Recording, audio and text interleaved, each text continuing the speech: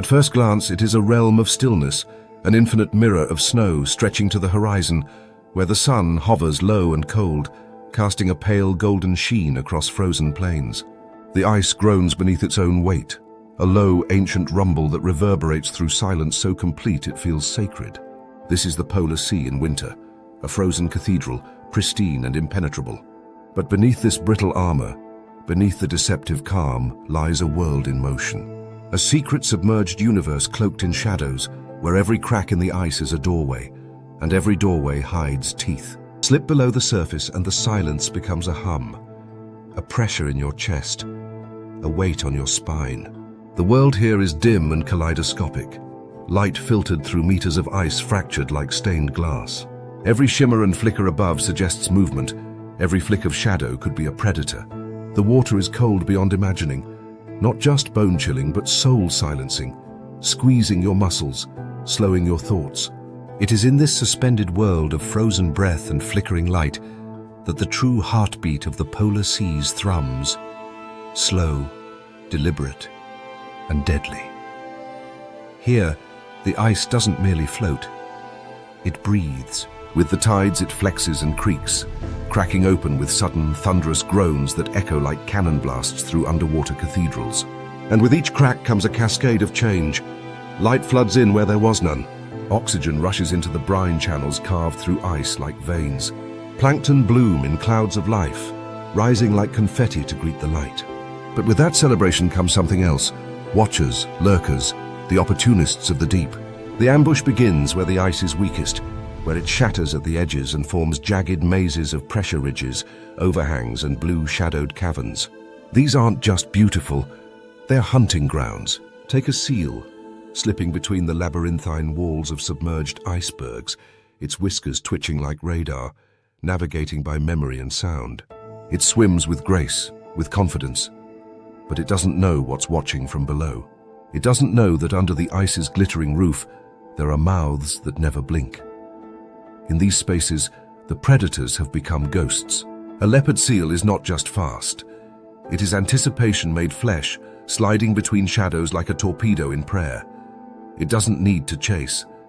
It waits. It listens to the echo of footsteps on the ice above, feels the vibrations of a penguin's plop into the water miles away. Then, with terrifying stillness, it positions itself near breathing holes and cracks, places where the dance of survival always ends in rhythm. Inhale, exhale, teeth. The seal lunges not with fury but with precision, like a guillotine dropped from heaven. But this world does not belong to a single hunter.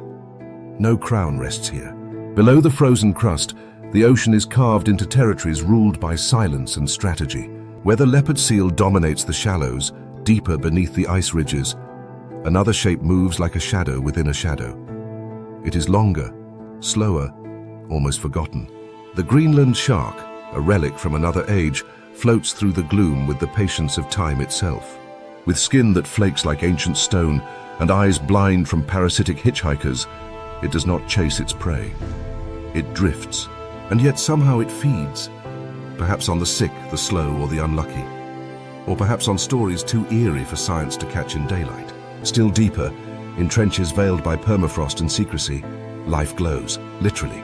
Creatures you'd expect to see in alien dreams blink with light, not because they need to, but because they can. Tiny jellies, crustaceans with flashing armor, worms that shimmer like neon ink spilled into black water. They are not just decoration. They are the appetizers of the polar buffet, and their glow draws in their own demise. For every glow, a maw waits behind it. The eerie thing about this world is not its violence, it is its quiet. Above, a storm may scream across the tundra, tearing at snowbanks with feral wind. But down here, the ambush is always silent.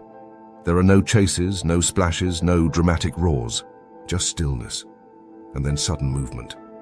A puff of blood in the water, then nothing again. It's not the chaos of the Serengeti or the thunder of a jungle ambush. It's something colder, something surgical. And just when you think you've learned its rhythm, when you've adjusted to the idea that beneath the ice is a vertical chessboard of stealth and hunger, the sea surprises you again, for even the ice itself is alive. Inside its frozen structure, billions of brine pockets harbor microscopic hunters. predatory protozoa that devour anything smaller than themselves with the same savagery as a polar bear devours a seal. The very ice that floats above these battles is an ecosystem of tiny wars, a suspended dimension of dripping menace. Then, without warning, the rules change again. The tides shift. A fracture in the shelf sends a cathedral-sized iceberg rolling beneath the surface, crushing pathways, collapsing air pockets, sealing escape routes. The prey vanish, so do the predators.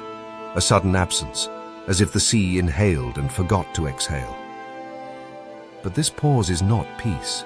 It is only a lull in the heartbeat of the deep, because beneath the cracking ceiling, the game never ends. It simply changes its mask, and somewhere, in the half-light beneath an overhanging ledge of turquoise ice, something larger moves. Its sonar clicks bounce off the walls like whispers in a canyon. It's not alone. It never is. The orcas are coming, but their story belongs to another chapter. The ice is cracking again. Something is about to begin. The wind screams across the Antarctic coastline, dragging icy breath from the heart of the white desert, sculpting ghostly dunes of snow that hiss and tumble like powdered bone. Icebergs the size of cathedrals loom in the distance, pale blue monoliths glinting under the shy southern sun, casting long shadows that stretch across the frozen shallows. But it is not the wind, nor the cold, nor even the yawning silence that makes this place dangerous. It is the water, or more specifically, what waits beneath it. For just below that brittle, rippling surface, where the snow's reflection dances in glacial hues, something coils with effortless grace, sleek, spotted, and smiling. The leopard seal is the Antarctic's most charming liar. It wears a face that seems permanently curled in a grin, a curved snout that, at a glance, could pass for comic mischief. To the untrained eye, it almost seems friendly, a giant aquatic puppy lounging in the ice. But lean closer, and that smile reveals itself. A sinister trap lined with rows of backward-curving teeth, built not merely to kill, but to hold, to shred, to savor. This isn't just a hunter. This is a sadist in a snowsuit. Its movements are poetry in oil-slick silence. Beneath the surface, the leopard seal becomes a ghost, undulating through liquid corridors of ice like smoke trailing through water. It doesn't rush. It doesn't need to. Speed is for the desperate. The leopard seal has perfected the art of anticipation. It listens to the vibrations of clumsy feet above, to the anxious chirps of penguins gathering at the edge, psyching themselves up for the inevitable plunge. To a penguin, the dive is a leap of faith. To the seal, it's an invitation. When the penguins dive, they don't fall into the sea. They fall into a trap. What looks like open water is a stage, and the leopard seal is already waiting behind the curtain. It strikes with a burst of power that belies its lazy exterior. All muscle, acceleration, and devastating timing. A cloud of bubbles erupts in its wake as it torpedoes through the freezing brine, jaws parting in slow motion. The victim is often snatched mid-stroke, its sleek body caught like a ribbon in a shredder. But the killing is rarely quick. This is where it gets unsettling. Leopard seals don't just feed. They toy. They grasp penguins by the feet and thrash them like rag dolls, flinging their limp forms through the water, letting go only to catch them again. It's a brutal ballet, and scientists once wondered whether this behavior had a function. Was it to remove feathers, to break bones? But even after dissection revealed little practical gain, one uncomfortable truth remained. Some leopard seals, it seems, enjoy it. Their tactics shift with the terrain. Around brash ice, the floating chunks that litter the water like shattered glass, the seal uses the chaos as camouflage. It weaves between fragments and shadows, a living torpedo navigating a crystalline maze. In these frozen jungles, it doesn't chase. It corners. Penguins that dart between ice chunks often find themselves funneled into dead ends. And the seal, knowing every cul-de-sac like a butcher knows his kitchen, closes the gap in silence. One moment you see a flash of orange feet. The next, bubbles, feathers, silence. But it isn't just penguins on the menu. The leopard seal is a gourmet of the frozen pantry. Fish, krill, squid, all pass across its discerning palate. And here's where things get almost ironic. For an animal capable of disemboweling a bird mid-dive, it also has a set of teeth designed for filter feeding.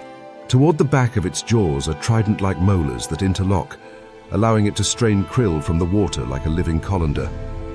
One moment, it's a butcher. The next, a delicate tea strainer, sipping plankton with the grace of a Victorian duchess. This versatility makes it more than just a predator.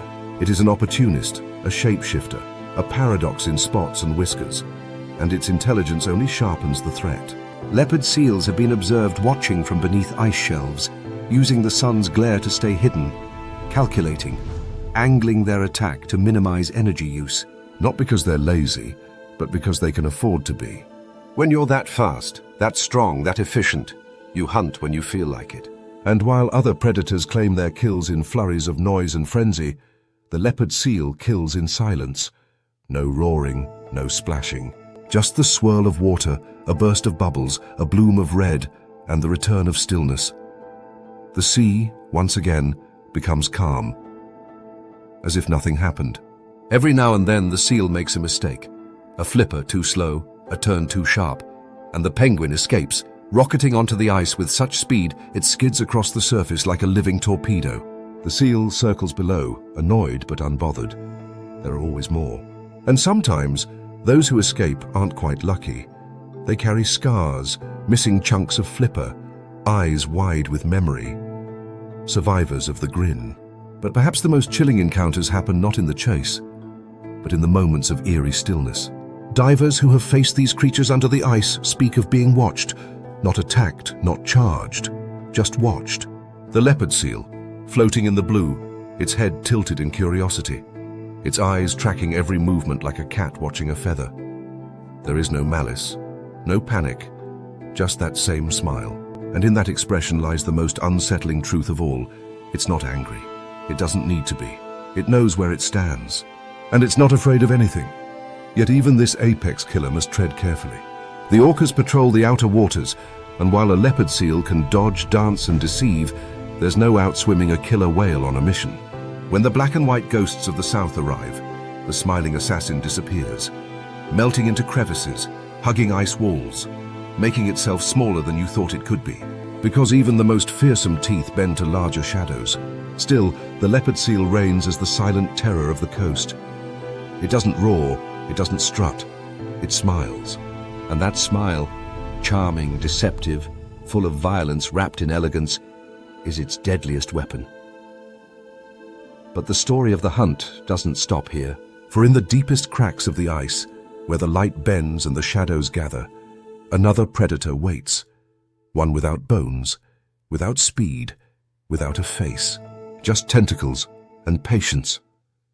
The ghosts are rising, and they're not what you think. In the high Arctic, where the sea ice clings stubbornly to the face of the ocean, and the light arrives only in low, slanting sheets of silver, there exists a creature so improbable it seems pulled from the pages of mythology. The world around it is a frozen whisper, broken only by the occasional shudder of cracking ice, or the sigh of distant wind dragging itself over snow-draped fjords. But beneath the silence swims a legend, not the fire-breathing kind, but one forged in frost and pressure, shaped by 1,000,000 years of survival, in a realm most creatures dare not enter. Here, in the shadowed blue beneath the floes, glides the narwhal, the unicorn of the sea, the tusked enigma that turns fairy tale into fact. At first you barely see it. A shadow in the dim water, moving with the languid poise of something unbothered by time. Then a glint, a flash of spiraled ivory breaching the surface with a grace that feels almost ceremonial. From afar, the tusk looks absurd, out of place, a weapon too long and too delicate to be real. But move closer and you'll find that this spiral is no fantasy. It is a living lance, a helix of dentin that juts from the upper jaw and continues growing, year by year, like a sword the body refuses to sheath. And it is no mere ornament. For centuries, humans imagined it was used to joust, to fight, to display, classic macho posturing, polar edition. But nature, as always, is subtler. The tusk, it turns out, is a sensor, a tool of exquisite sensitivity. Microscopic pores spiral along its surface, over 10 million nerve endings feeding back information about salinity, temperature, pressure, and even the taste of the water. It's a probing wand, an underwater divining rod, a natural periscope into a dimension we can barely measure. And while it can be used in combat, there are rare accounts of tusks clashing with a clink underwater. The real battle narwhals wage is not one of brute force, but of sound and stealth. For the narwhal is a creature of echoes. In a world where light dies quickly and ice turns every surface into a reflective maze, vision is useless. But sound? Sound is everything. The narwhal clicks, whistles and pulses through the dark, sending bursts of sonar through the water like a submarine on a covert mission. These acoustic snapshots bounce off prey, ice and terrain, returning not just direction, but depth, density and distance. To a narwhal, the frozen ocean isn't a void. It's a three-dimensional map that sings. They hunt in the deep, deeper than one might expect from a creature that looks so docile. Their preferred quarry, halibut and Arctic cod, swim hundreds of meters down, in icy blackness where the pressure could crush a lung and the cold could flash-freeze thought. But the narwhal doesn't falter. With a powerful stroke of its tail, it plunges, its heart rate slowing to barely a beat every minute. In this suspended state, it becomes a living arrow, slicing into the abyss with eerie serenity. At over 1,500 meters down, deeper than most submarines dare, it finds its meal, not by sight, not by smell, but by listening. And then, in one of the Arctic's greatest sleights of hand, the tusk comes into play not as a spear, but as a wand. Some scientists believe narwhals use it to stun fish. A quick tap, a vibration, a microjolt of sonar-powered confusion that renders their prey momentarily vulnerable. It's less a sword fight, more a hypnotist's trick. In slow motion, the narwhal then turns, opens its mouth, surprisingly toothless save for that single glorious tusk, and swallows its meal whole. No chewing, no mess, just vanishing dinner. But not every narwhal has a tusk. Males usually grow them, though sometimes nature rolls the dice and gives two. A double-tusked narwhal. Now that's a rare sight, like bumping into a sword swallower with two blades sticking out. Females, on the other hand, often lack the tusk entirely, yet still navigate and hunt with similar skill. Which poses an evolutionary riddle. If it's not essential, why grow a spear from your face at all? Some believe it's a social signal, a way for males to size each other up without risking actual combat. Others suspect it plays a role in courtship. After all, in the animal kingdom, weird often wins. Perhaps the bigger the spiral, the more intriguing the genetics. Socially, narwhals are as puzzling as their tusks. They move in groups, sometimes a handful, sometimes 100, gliding in silent synchrony, their black and white mottled bodies flashing beneath the ice like living ink blots. They navigate leads and cracks in the surface with astonishing precision, always aware of their breathing holes, always one step ahead of the freeze. And yet, they are skittish, shy. As soon as they sense the wrong vibration, the wrong echo, they vanish like ghosts into the blue. For all their flair, they are masters of evasion. Their world is one of constant flux. The ice shifts daily. Channels close, flows collide. The roof above their heads can vanish in hours or lock solid in seconds. But the narwhal adapts with quiet resilience, mapping and remapping its territory with each dive, remembering routes, sensing changes, clicking its way through the labyrinth. They are creatures of memory, of mapping, of movement. They do not fight for dominance. They do not patrol territory. They do not bark or bellow. They simply exist, elegant, elusive, and utterly alien.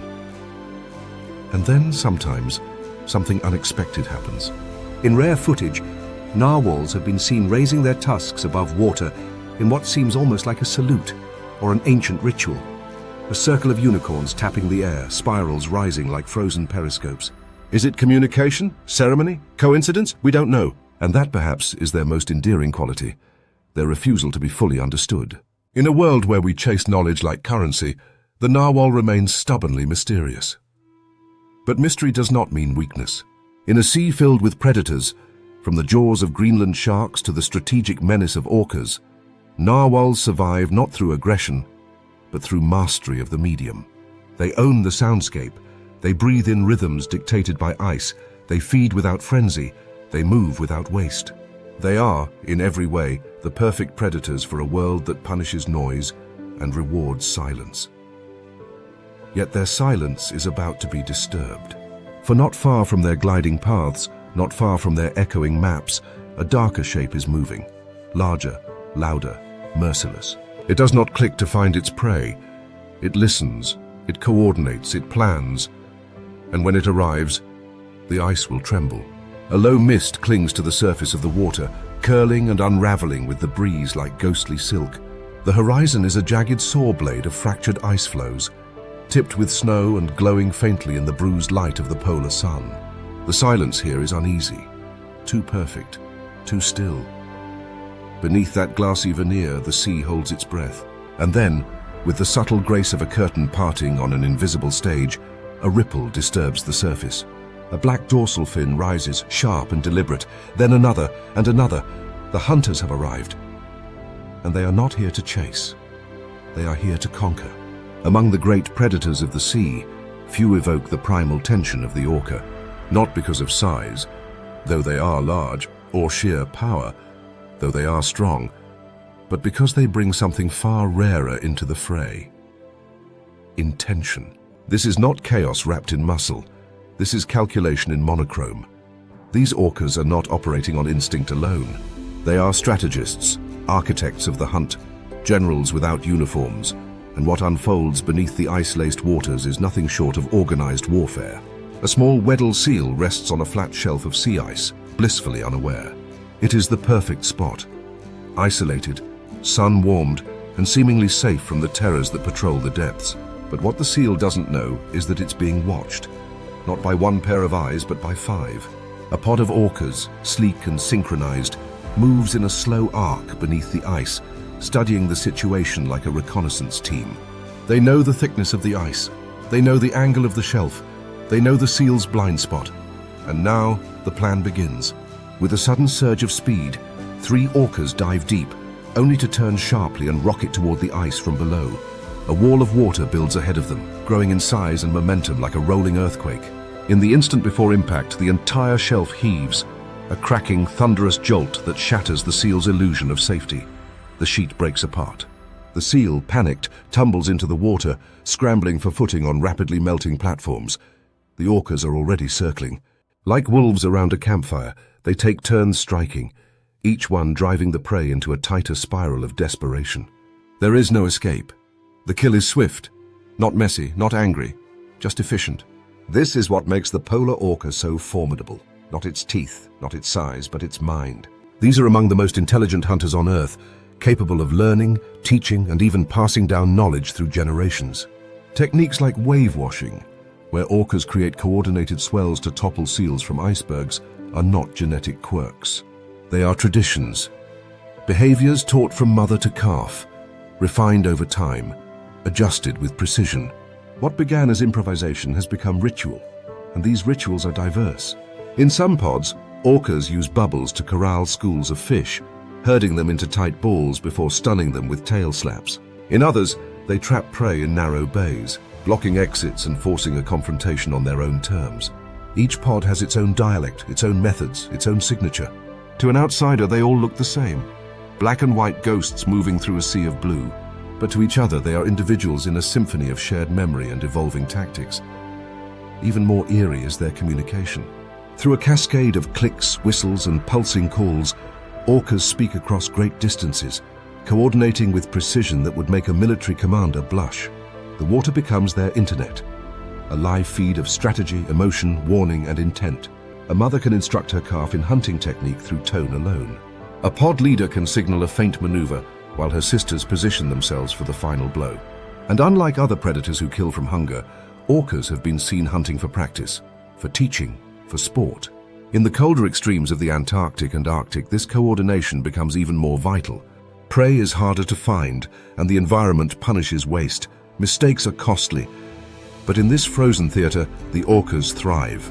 In groups known as Type A and Type B ecotypes, each with slightly different sizes, habits, and preferences, they specialize in different prey. Some focus on large baleen whales, targeting the young and vulnerable, isolating them from the group with relentless pursuit. Others are ice specialists, masters of the ambush, learning how to manipulate floating terrain like living chessboards. One pod may shatter an ice shelf like a battering ram. Another may wait patiently for hours near a breathing hole, planning a strike timed to a single inhalation. What's perhaps most charming and unsettling is how playful they can be in between. After a successful hunt, orcas are known to toss their prey like a toy, flipping seals into the air or dragging a fish through the water like it's part of a game. Some say it's celebration, others say it's social bonding, or maybe, just maybe, it's boredom. Because when you're this good at your job, the hunt can become a rehearsal. Yet these polar monarchs are not invincible. Ice can turn on them, trapping pods in sudden storms, sealing leads with unexpected swiftness, disorienting even the most practiced navigators. And not every hunt succeeds. Prey sometimes outwits them. Seals leap to new flows in time. Fish vanish into dark crevices. Even genius fails on occasion, but that too is part of the learning. The next time, the orcas adjust. They always do.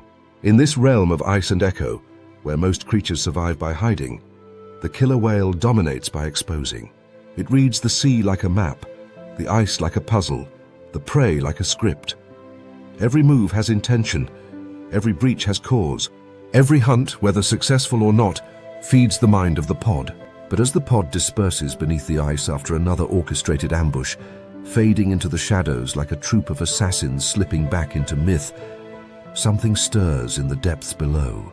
Something older, slower, a creature that does not chase but waits, that does not strategize but endures. And as the orcas vanish into the cold mist, the abyss begins to shimmer with tendrils of light and venom. The ghosts are awakening, and they are not made of bone. There is a silence in the deep that doesn't feel empty, but expectant. The kind of hush you find in old cathedrals or haunted places, where the stillness feels thick, almost watchful. Down in the blackened hollows of the polar sea, beneath layers of ice and pressure, beneath the orchestration of seals and the drama of orcas, there lies another kingdom, not of movement or sound, but of drifting sentinels and ancient patience. The sunlight fades entirely here, choked out by meters of frozen armor above and abyssal water below. It's a place of cold eternity, where time itself seems to slow, and the jellyfish reign like ghostly monarchs, forgotten by the chaos of the surface world. One might expect a jellyfish to be a fragile thing, delicate as a soap bubble and harmless as a puddle. In warmer seas, many are, but not here. The creatures that haunt the polar deep wear deception like silk. In this twilight world, they do not need to chase, because everything else must come to them. The colossal jellyfish, trailing tentacles like underwater chandeliers, hangs in place, unmoving, unfazed, unnoticed, until the moment it doesn't have to be. It's not a predator in the traditional sense. It's a snare, a trap, a biological minefield wrapped in beauty. Imagine drifting through black water, your every movement amplified by your own heartbeat, and suddenly brushing up against what feels like a curtain of silk. You recoil, but too late. What touched you wasn't thread, it was a tentacle, and the kiss it delivered was no caress. It was venom. Neurotoxins firing through your system with microscopic precision, short-circuiting nerves, locking muscle, disorienting you in an instant. This is not a dramatic attack, no flurry of teeth and motion. It is a whisper of death. The jellyfish doesn't need to lunge, it waits, and its weapon is invisibility. Some species found in polar waters, such as the lion's mane jellyfish, can grow tentacles that stretch more than 30 meters, longer than a blue whale. Their bells can span the width of a dining table, pulsing rhythmically like the beating of a distant drum. Each pulse is both motion and message, a call to prey and a warning to the unwary. These tentacles are armed with thousands upon thousands of conidocytes, explosive cells loaded with harpoons on a microscopic scale, tipped with venom that varies from mildly irritating to potentially fatal. And the terrifying part? They don't sting because you touched them. They sting because you got too close. Yet for all their menace, jellyfish are oddly charming. They float with the grace of dancers, glowing faintly with bioluminescence, like ghost lanterns in an underwater ballroom. They pulse gently, slowly, as though time means nothing to them, and in a way it doesn't. Jellyfish are among the oldest animals on the planet, their lineage stretching back over 500 million years. They predate dinosaurs, trees, and even bones. They are nature's slow-burning candle, barely changing, because why fix what already works? In the polar regions, their beauty becomes almost sinister. The cold waters preserve them, allow them to grow large and long-lived. They float beneath the ice where few others can go, feeding on tiny crustaceans, small fish, or anything else foolish enough to brush against them. Their diet is humble, but their technique is masterful, and they aren't always alone. In the eerie paradoxes of nature, some small fish, like juvenile cod, have learned to shelter among the jellyfish's tentacles, using them like a living fortress. It's a bit like hiding in the mouth of a dragon, hoping it won't notice you're not on the guest list. Occasionally, the jellyfish does notice, and the refuge becomes a meal. But they are not without danger themselves. The jellyfish's slow dance and long tentacles make them vulnerable to predators that understand the rhythm. Sea turtles in warmer waters are notorious jellyfish specialists, and in the southern oceans, certain species of fish and birds have learned to nibble the tentacles without getting stung, exploiting the very thing that was meant to protect. Yet in the polar night, where few can see and fewer dare venture, the colossal jellyfish drifts mostly unchallenged. Not feared like the orca, not respected like the seal, but avoided, as all ghosts are. And perhaps what makes them so haunting is their silence. A leopard seal kills with violence. An orca strategizes. But the jellyfish? It doesn't move quickly. It doesn't roar or stalk. It doesn't even see. It exists in the stillness between predator and prey, a passive assassin that waits for the world to come to it. And it always does. Even the environment itself obeys the jellyfish's style of war. In areas where ice shelves collapse or melt, cold freshwater floods into saltier layers, creating thermal boundaries and eddies that jellyfish exploit. They ride these invisible currents like jelly blimps on a polar breeze, drifting from one feeding zone to another. No energy wasted, no resistance offered. It's a lifestyle that should seem inefficient, yet has endured for hundreds of millions of years. The jellyfish doesn't need to change. Everything else changes for it. But the real surprise lies in their life cycle. The adults we see, those floating bells and threads of silk, are only one phase. Beneath the seafloor, often unnoticed, they exist in another form entirely, polyps. These small, static creatures cling to rocks like forgotten sea moss, budding off new medusae when conditions are right. The jellyfish we fear is only the tip of its iceberg. The real organism is hidden, enduring, spawning its ghostly clones with the patience of stone. And so, in a realm where movement means danger and noise means death, the jellyfish reigns by being neither fast nor loud. It rules by drifting, by glowing, by touching without warning. It is nature's most elegant contradiction, soft yet deadly, passive yet predatory, ancient yet enduring. But even this drifting assassin is not alone in the shadows, because deeper still, where the light fails completely and the pressure becomes unbearable to most, another force waits. Not beautiful, not graceful, but old and hungry. The abyss stirs with something toothier.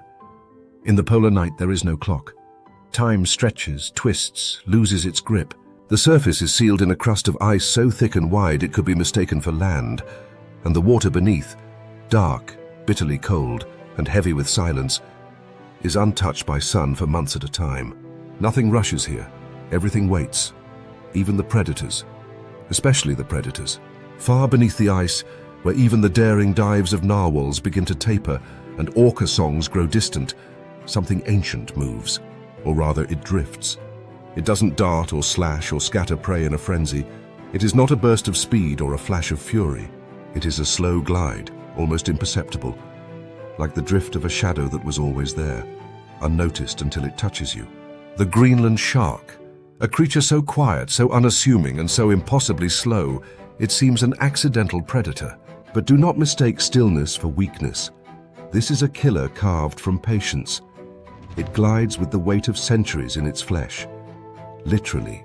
Some individuals alive today may have been born before Shakespeare first put ink to paper. These sharks are the Methuselahs of the deep, living, breathing relics that can reach ages of 400 years or more. No one truly knows how they do it. Perhaps it's the cold, slowing their metabolism to a crawl. Perhaps it's the lack of predators. Perhaps they've just mastered the art of not dying. Whatever the reason, time has not dulled them. It has made them mythical. The Greenland shark's body is heavy and thick, clad in rough sandpaper-like skin. Its color matches the waters it inhabits, a murky grey-brown, as if it's made of the same silt that lines the ocean floor. It has a blunt snout, small fins, and eyes that often seem glazed, sometimes even parasitized by glowing copepods that latch onto its corneas and dangle like eerie lanterns. In most creatures, blindness would be a weakness, but not here, not in the dark. Vision is a luxury. Scent and sound are currency, and the Greenland shark has an endless account. This predator doesn't chase its meals. It's not built for the race. Its top speed, if one can call it that, is less than a mile per hour. A startled seal could outswim it while yawning, and yet they still catch them. How? The answer is as strange as the shark itself.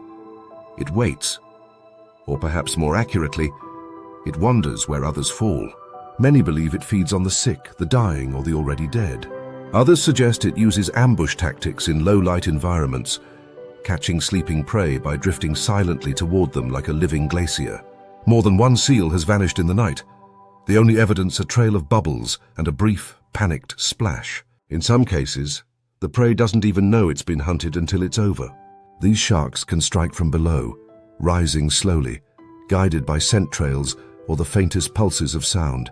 And when they do bite, it's with a jaw lined in razor teeth shaped like hooks, perfect for sawing and tearing. The bite mark is unmistakable, a clean, circular gouge as though a cookie cutter had taken a chunk out of living flesh. In fact, some have mistaken Greenland shark bites for those of a far more famous deep-water drifter, the cookie cutter shark. But this northern hunter is no mere scavenger. It's a surgeon of silence, and its menu is astonishingly diverse. Fish, squid, seals, crustaceans, all have found their way into its stomach. Even more unsettling are the remains of terrestrial animals, polar bears, reindeer, even horses, found inside these sharks. Did they scavenge? Possibly. But the implication remains. Whatever dies near or on the ice, if it ends up in the water, the Greenland shark may be there, drifting just beneath, like a hearse made of muscle. Unlike other predators who dominate through fear or spectacle, the Greenland shark works more like gravity. It simply exists, always present, always waiting. It makes no announcements, no splashes, no noise. It doesn't need a dramatic entrance. It's the thing that's already there when the lights go out. And it gets weirder. The flesh of the Greenland shark is toxic, laced with trimethylamine oxide, which helps it tolerate the crushing cold of the deep, but renders its meat a nauseating neurotoxin to others. In Inuit folklore, it's said that dogs who eat the raw flesh stumble and fall, as though possessed. Yet, if prepared just right, fermented, aged underground and dried in the wind, this flesh becomes a delicacy in some parts of the Arctic, known as hakal. It's hard to say whether the shark is deadlier alive or on a plate. Their reproduction is no less mysterious. Greenland sharks reach sexual maturity at around 150 years of age, an age when most animals are memories. Females give birth to small litters of well-developed pups. But how often? Where? No one really knows. Their nursery grounds are still a secret of the deep. It's as if they've made a pact with time itself. In exchange for longevity, they give up the need to be seen. In this vast under-ice desert, where pressure crushes and light vanishes, survival is not about speed, it's about presence. And presence is exactly what the Greenland shark has in abundance. It moves like an idea, an echo of the past that never left. Its heartbeat is slow, its movement slower, but its success, unmatched in its realm. Still, even this master of patience must watch the edges of its empire. For in the shallows, among the cracks and corridors of shifting ice, quicker things stir. Quirky things, deceptive things, with transparent scales, twitchy eyes and sudden bursts of speed. They do not glide like sharks. They vanish and appear like ghosts in the mist. The ambushers are coming, and they don't wait. They pounce. The under-ice world is a study in illusions, a realm of refracted light, shifting textures and mirrored boundaries where up and down blur, and the line between predator and background dissolves with the faintest flick of a fin. Sunlight pierces the ice above in delicate dancing beams, filtering through cracks and frozen veils in a spectacle that feels more like stained glass than science. Below, silence reigns once more. But this silence is deceptive. It isn't emptiness. It's a stage set for deception. And beneath that dazzling ceiling of light, some of the most cunning killers in the polar sea are hiding in plain sight. In these frigid waters, survival isn't won by the fastest swimmer or the strongest jaws. Here, evolution has rewarded stillness, opacity, trickery. Among the masters of this quiet battlefield are the notothenioids, better known as icefish, a name that seems almost too simple for such bizarre and specialized creatures. They drift through the water like forgotten memories, their bodies semi-translucent, their bones delicate, their blood white. Yes, white. In a twist so strange it borders on whimsy, most icefish lack red blood cells entirely. Their blood carries oxygen through solution alone, a strategy that works only in the superoxygenated, near-freezing waters of the Southern Ocean. If you were to scoop one from the depths and look through its flesh, you might see the outline of its spine, the shimmer of its organs, the gentle pulse of a ghost with gills. But do not mistake fragility for innocence. These fish, bizarre as they may appear, are finely tuned predators. Their near invisibility allows them to float among the sea's textures unnoticed, waiting for prey to drift close, lulled by the same gentle lullaby of light and current. When the moment arrives, a slight vibration, a flash of movement, the illusion shatters. The jaws snap forward with shocking speed, the ambush complete before the victim even knows it has been seen. Around them, the ecosystem plays its own game of hide and seek. Some creatures have evolved to look like ice itself. Certain snailfish, for example, bear bodies speckled with frosty white patterns, mimicking the ice shards that litter the seafloor. Others flatten themselves against rocky outcrops or sediment beds, changing hue to match their backdrop. A few species have gone a step further, developing dermal outgrowths, little fringes and folds that break up their outline entirely, transforming their shape into something indistinguishable from coral, sponge, or seaweed. The camouflage is so convincing that in controlled aquariums, researchers have accidentally scooped these animals up along with the gravel, mistaking them for debris. But camouflage is not just a passive skill, it's a performance. Some predators manipulate their environment to become part of their disguise. Take the Antarctic dragonfish, for instance. With its flattened body and translucent skin, it lies perfectly still among the detritus near the seabed, often covering itself in particles to mask its scent and shape. It waits with jaws agape, not unlike a crocodile in a swamp, until a smaller fish wanders too close. The attack is sudden, swift, and precise, like a bear trap made of nerves and muscle. And then there are the more dramatic actors, creatures like the Antarctic ambush cod, whose color-changing abilities rival those of tropical cephalopods. While not as flamboyant as cuttlefish or octopuses, these fish possess chromatophores, pigment cells that allow them to darken, lighten, or shift their patterning depending on the surroundings. Their favorite trick: position themselves along the jagged walls of sub-ice caverns, adjusting their coloring until their silhouette vanishes into the shimmer of ice.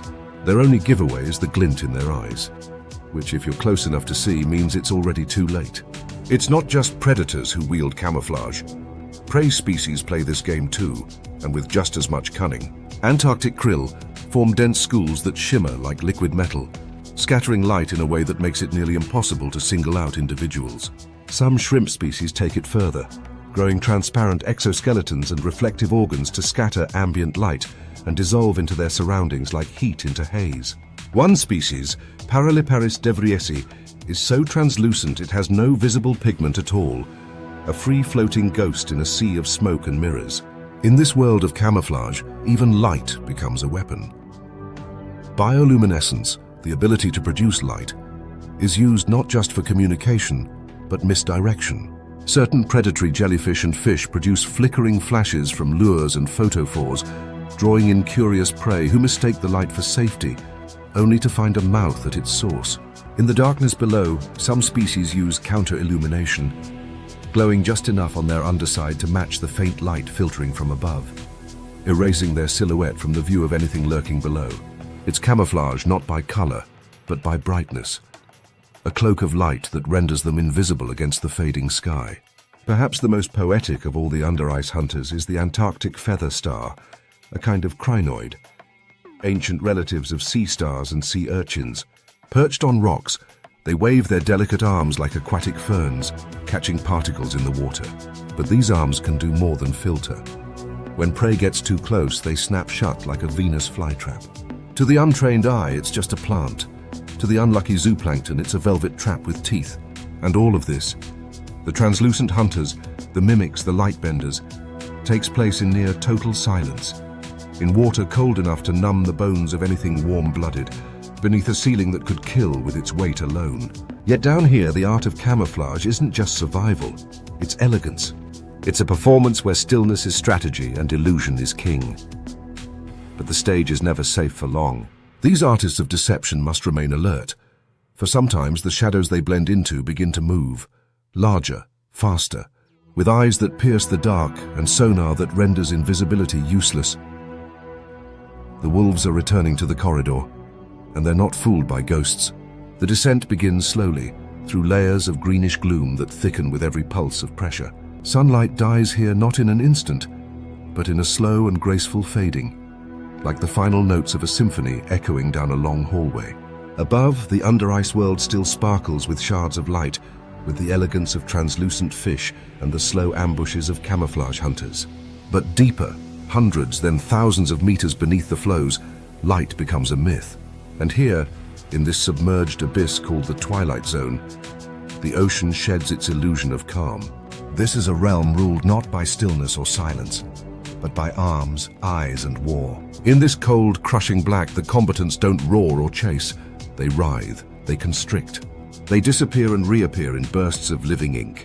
The squid, both giant and colossal, are not visitors to this depth. They are its engineers, its monsters, its misunderstood champions. In a world with no need for beauty, they have evolved for one thing: survival through violence. They are not the soft, drifting jellybags of warm, tropical seas. These are muscle-packed, razor-beaked, high-torque machines of war. Imagine it now. Two shadows circling in the gloom, each nearly as long as a city bus, neither making a sound, neither blinking, because they cannot. One has arms tipped in serrated hooks instead of suction cups, curved and glinting with keratin. The other flexes its tentacles slowly, calculating distance. They do not fight out of anger. They fight because the abyss is stingy with meals.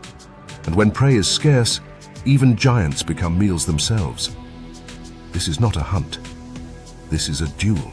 The giant squid, Architeuthis dux, was once a creature of myth, known only through the rotting remains found in whale bellies or the tangled limbs washed ashore during storms. But today we know it swims still, at depths between 300 and 1,000 meters, moving with eerie control through the darkness. Its mantle is long and cigar-shaped, propelling it with jet blasts of water, while its two feeding tentacles can shoot out with lightning speed to snatch prey from afar. But even this formidable creature has competition. The Mesonychoteuthis hamiltoni, the colossal squid, bulkier, slower, and stranger. Its arms are thicker. Its eyes, the largest in the animal kingdom, are the size of dinner plates. It uses them not just to see, but to detect bioluminescent flashes from rival squids or from the struggling flares of panicked prey. It's in these lightless corridors that bioluminescence becomes both weapon and warning. Some squid create pulsing flashes from photophores dotting their skin, either to communicate or to confuse. A well-timed flicker can dazzle a predator for just long enough to escape, or lure in a smaller animal foolish enough to investigate the glow. In these ambushes, the squid's greatest tools are its arms. 8 strong and muscular, 2 long and probing, all lined with suction cups that house hundreds of tiny teeth. When prey is grasped, it is drawn to the mouth. A beak hard enough to crack bone, hidden in the center like the final surprise in a Matryoshka doll of death. Yet even among predators, danger looms. The deep sea is not ruled by any one species. Sperm whales dive into this realm with the same confidence as sharks skimming the surface. And when they come for squid, it's not just a snack, it's a siege. Whales have been found with circular scars along their bodies, deep welts and healed gouges, the battle marks of squids that didn't go down quietly. One can almost imagine the tangle of limbs and jaws, the sudden flashes of bioluminescence, the muffled implosion of a squid's ink sac released in desperation, all unfolding in silence broken only by sonar and suction. But squid do not always lose. Sometimes they ambush smaller fish or crustaceans, their tentacles launching like harpoons in the dark. Sometimes they battle each other, young against old, female against rival, for territory, for food, for dominance. Even mating in squid society is an awkward act of aggression. Males often impale their spermatophores into the female's skin using a specially adapted arm. In some species, males die shortly after. Romance clearly isn't their strong suit, and through it all the abyss watches. In this frigid, gelatinous arena, vision is limited, sound is absorbed, and every movement must count. Some squid use mimicry to escape, inflating themselves, flaring fins, pulsing their chromatophores to shift colors even in near-complete darkness. Others simply vanish, folding themselves tight and drifting with the current like flotsam. A few deep-sea species have evolved to be so soft and pliable that they can squeeze through holes no bigger than their beaks. That's all they need to protect. The rest can bend. And while some of these squids measure just inches across, their drama is no less intense. In one haunting observation, a small deep-sea squid was seen attacking a fish twice its size, wrapping its body around the gills and hanging on with grim determination until the fish tired. Sometimes strategy beats size. In the twilight zone, size guarantees neither safety nor success. What matters most is timing, cunning, and sometimes sheer stubbornness. This world remains one of our last great mysteries. Even today, direct footage of these battles is rare, gathered through deep-sea cameras and submersibles brave enough to dip into the dark. And when we do catch a glimpse, a burst of tentacles, a glowing orb, the twitch of something impossibly long slipping just beyond the light, it reminds us that the deep is not empty, it's full, packed, pulsing and warring. But unlike the chaos of coral reefs or the chases of open ocean, here the war unfolds slowly, deliberately, and usually without witnesses. And so, the giants continue their struggle in secret, flashing, grappling, grasping in the dark. No audience, no applause. Just the echo of ancient instincts playing out under unimaginable pressure. But above this battlefield, where the cold begins to bite again and the water thickens with fresh melt, a new war is brewing. Not one of tentacles or teeth, but of hunger and of betrayal. Because sometimes the greatest threat isn't what lies in the deep. It's what turns on its own kind when the cold grows cruel. Winter in the polar oceans is not simply a season, it is a sentence. A long, dark trial carved in ice and hunger. Light fades not just from the sky, but from the ecosystem itself. Algae disappears from the underside of ice sheets. Plankton blooms retreat into silence, and entire food chains begin to tremble as scarcity spreads like frostbite across every tier of the cold water kingdom. In these frozen corners of the world, survival turns savage. The laws of kinship buckle. And what was once a shoal, a pod, a family, becomes competition. Here, betrayal does not arrive with the scream of a predator or the slam of a seal breaking the water's surface. It arrives in quiet moments. When a crab turns on its sibling. When a fish eyes its shoalmate not as company but as calories. When starvation presses close enough that even loyalty begins to taste like meat. In the polar seas, survival is not always about outswimming your predator. Sometimes, it's about not being the weakest among your friends. Beneath the ice, a procession of silent, armored creatures scuttles across the seafloor. These are the Antarctic sea spiders and deep-dwelling isopods, alien-looking beings with too many legs and not enough pity. When food runs low, they become their own worst enemies. The remains of a recently molted individual, soft-shelled, vulnerable, is a signal not of sympathy, but of opportunity. Kin do not pause. They pounce. A feeding frenzy ensues, legs locking over the prize, mandibles clicking like icy castanets. By the time the current clears the silt, the only thing left is chitin dust. Even fish, those wide-eyed drifters of the mid-water, are not exempt from desperation's pull. Take the Antarctic dragonfish, a sleek predator with needle teeth and a glowing lure. It's a solitary hunter by nature, but when prey thins and cold suppresses its metabolism, its eyes begin to roam differently. Juveniles have been known to vanish from their schools, their silvery flash swallowed by the very adults that once protected them. It is not a choice born of cruelty. It is arithmetic. One fish survives, one does not. And then there are the krill, the humble shrimp-like architects of the entire Southern Ocean's food web, prey to whales, fish, seals and birds. During the bloom of summer, they swarm in shimmering columns, pink and plentiful. But come winter, they dive deeper, cluster tighter, and their numbers begin to thin. Not only from predation, but from something far colder, cannibalism. Researchers studying krill swarms have discovered that in extreme conditions, these tiny crustaceans turn on their own kind. The young, the slow, the injured, all are vulnerable. And when one krill's antenna brushes too close, it may become a snack for its neighbor. No chase, no protest, just a quiet bite in the dark. The behavior isn't limited to the deep or the small. Seals, those sleek acrobats of the ice edge, are not immune.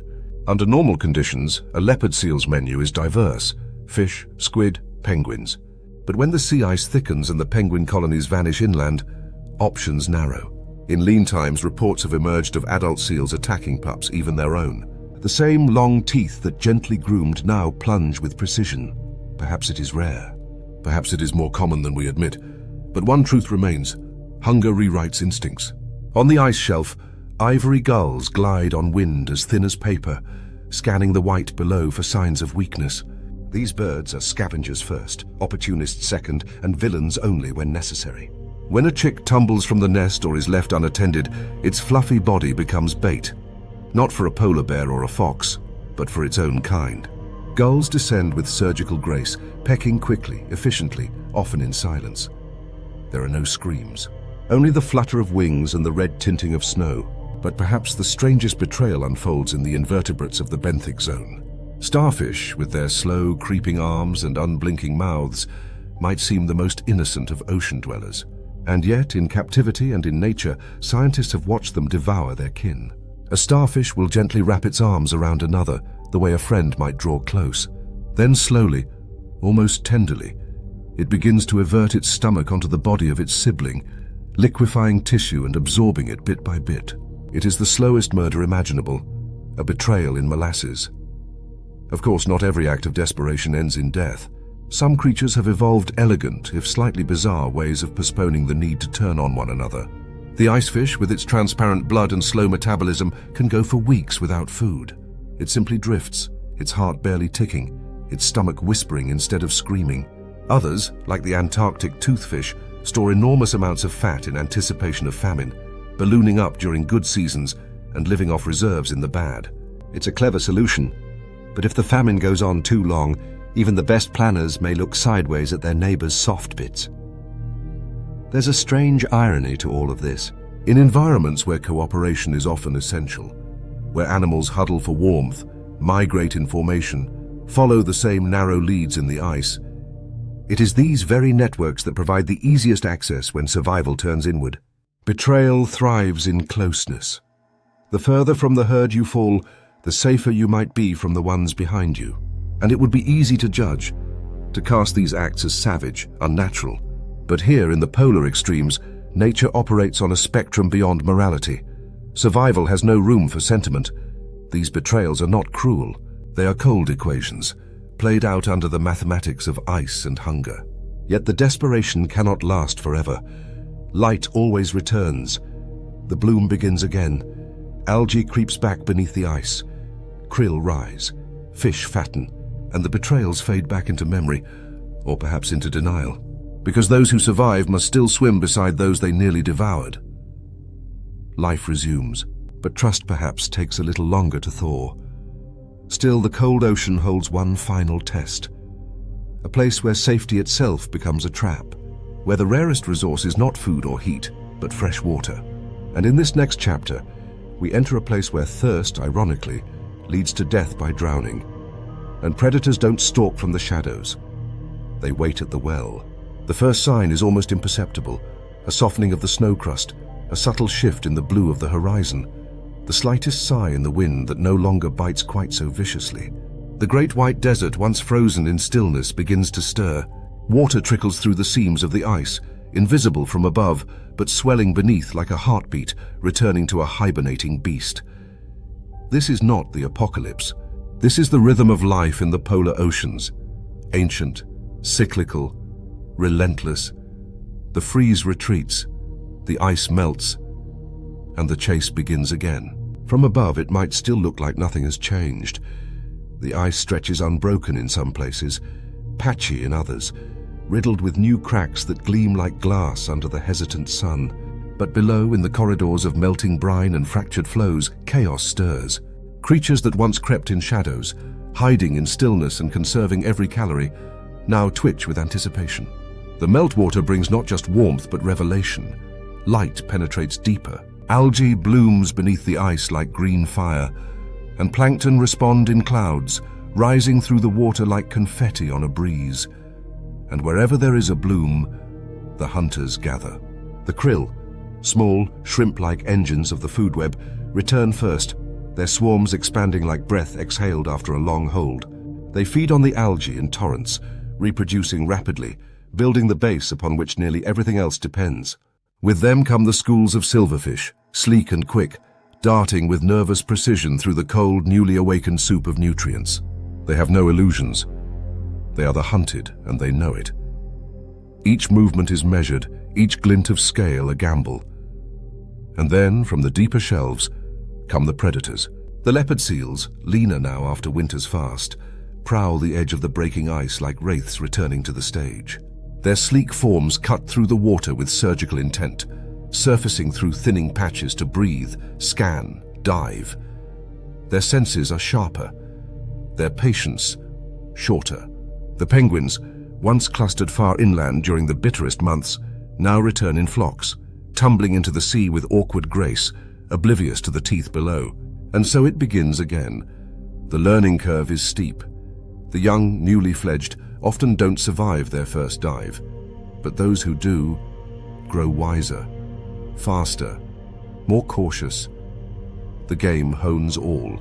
Further out, the ice breaks open into leads, channels of open water where orca pods patrol like wolves reawakened. The open sea is their advantage, but now the melt brings prey closer to the surface. Some orca pods are already executing their signature maneuvers, wave-washing seals off floes, corralling fish into bait balls, using echolocation like a net cast across the water. This is the season of strategy. The orcas have waited for this reset. Every melt is an opportunity to refine technique, to teach the young, to test the boundaries of old tricks. In the mid-water, the gelatinous empire stirs. Jellyfish bloom again, their medusa forms trailing like phantoms under skylights of melting ice. Some have survived the winter in polyps tucked into rock crevices. Others have drifted quietly, suspended in the cold. Now they pulse with renewed purpose, their tentacles primed. Small fish weave through their ranks like dancers navigating a minefield. Some make it, others don't. Even the slowest have felt the clock restart. Far beneath, the Greenland sharks begin to rise from their deep winter zones, drawn by the scent trails now richer, the temperature gradients shifting. They do not rush, they never do, but they know the cycle has turned. There is more life now in motion, and where there is movement, there is always a mistake waiting to happen. Theirs is a hunt of inevitability. But not everyone rejoices at the return of abundance. For some, the melt is not an invitation, but a judgment. Species that relied on the ice for hunting platforms, like the polar bear up north, may find the timing misaligned. Their prey has changed habits, shifted routes, thinned in number. And though this chapter is not about climate, the reality of seasonal melt is brutal, even without the larger story. Those who fail to adjust to the pulse of the thaw are erased. There is no grace period. The sea does not wait. Among the strangest transformations are those who bloom with the melt, only to vanish with it. Take the ice amphipods, tiny, shrimp-like scavengers that cling to the bottom of the ice sheets. As the floes thin and fragment, these amphipods rain down into the sea in massive showers. For a few short weeks, they become a critical food source, gobbled by fish, swallowed by whales, and seized mid-drop by swooping birds. Their moment is brief, explosive, and utterly essential, a reminder that even the smallest gears in this oceanic machine turn with fierce consequence.